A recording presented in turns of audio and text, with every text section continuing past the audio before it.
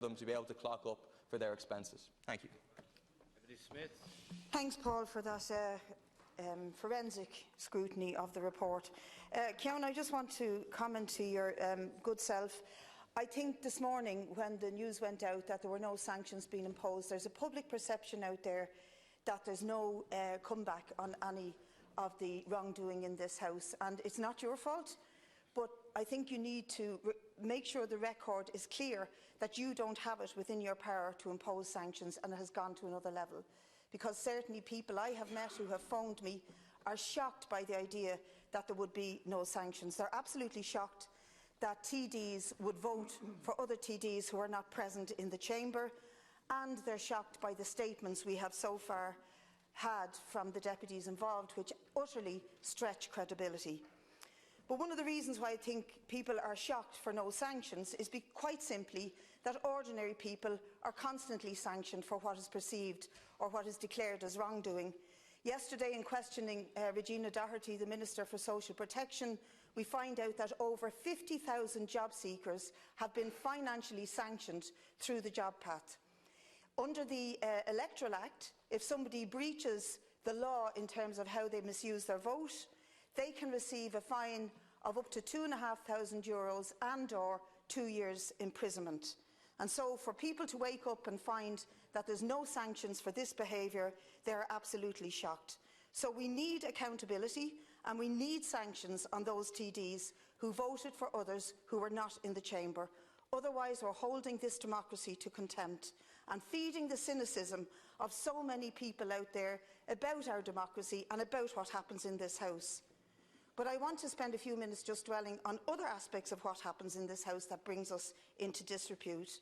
The airways are consumed this week by VoteGate, in a week when we learn that the procurement officer had resigned from the NCH, when the overspend on the National Children's Hospital is about to escalate, in a week when the government has reconfirmed its commitment to import fracked gas against the wishes and the will and the stated attempt of the climate community to stop this, in a week when we learn that we are still over 10,000 homeless, 100,000 in housing need, and many of them living in fear tonight of evictions in the future.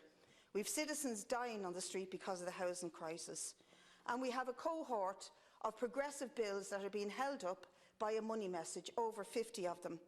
And I think that I want to draw attention to this because there's two bits of democracy. There's how we use our vote, and then when we use our vote, how our vote is blocked by government from progressing pieces of legislation that might actually help all of the above desperate elements of our society.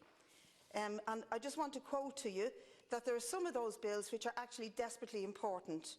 One of them is the Green Party Waste Reduction Bill, our own bill on keeping fossil fuels in the ground, the Solidarity PPP bill on anti-evictions, the Sinn Féin bill on microgeneration, the Social Democrats bill on the prohibition of microplastics, and I could go on and on and on. Over 50 progressive bills being held captive by the government on the spurious money message. On the 6th of November, we will be putting a motion to this House which will change standing orders to allow those bills progress. And I hope that you will all do the democratic thing and support it. But I want to finish by saying, if we really want to instill confidence in this process, if we really want to win back the support of the people, we need to say that in this chamber there has to be transparency, we have to learn the lessons, we have to be open, and we have to learn that it's one TD, one vote and nothing else. One TD, one vote. There was a time in Northern Ireland when there was a demand for one man, one vote that was fiercely resisted by the British government. We got past that period. We now need to show that we care about democracy. All around the world there are many countries on fire because of the lack of democracy. Hong Kong, Lebanon, Chile, Peru, Catalonia, to mention just a few.